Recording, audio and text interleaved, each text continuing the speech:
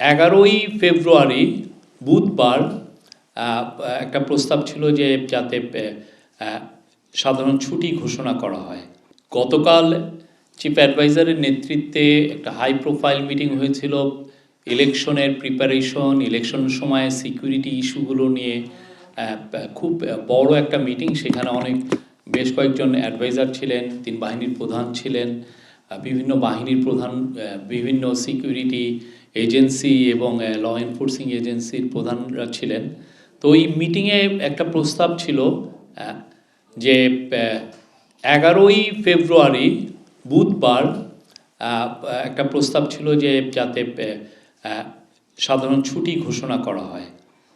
তো কারণ একটা খুব নির্বাচনের আগের দিন, এর ফলে যেটা হবে যে যারা অনেকে ঢাকায় বা বিভিন্ন ইন্ডাস্ট্রিয়াল টাউনে আছেন বা বিভিন্ন বড় শহরে আছেন, তারা তাদের গ্রামের বাড়িতে যেখানের ভোটার সেখানে ভোট দিতে পারবেন এবং এক্ষেত্রে ল অ্যান্ড অর্ডার যে ম্যানেজমেন্টটাও অনেকটা বেটার করা যাবে।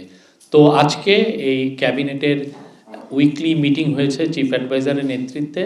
তো আজকের মিটিংয়ে এটা অ্যাপ্রুভ হয়েছে। 11ই ফেব্রুয়ারি বুধবার সাধারণ ছুটি। আরও একটা গুড নিউজ হচ্ছে, এটা হচ্ছে শ্রমিক ভাই বোনদের জন্য। অনেক শ্রমিক ভাই বোনরা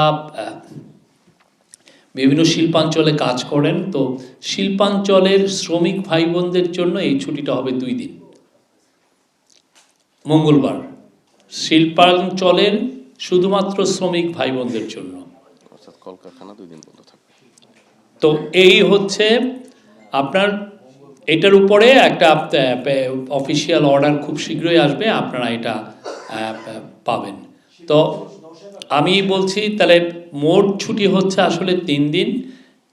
ভোটের দিন ফেব্রুয়ারি 12 পুরোপুরি ছুটি অলরেডি ডিক্লেয়ার করা হয়েছে, আর হচ্ছে ফেব্রুয়ারি 11 বুধবার সাধারণ ছুটি সবার জন্য প্রযোজ্য, আর 10 তারিখ শুধুমাত্র শিল্পাঞ্চলের শ্রমিক ভাই বোনদের জন্য এটা ছুটি।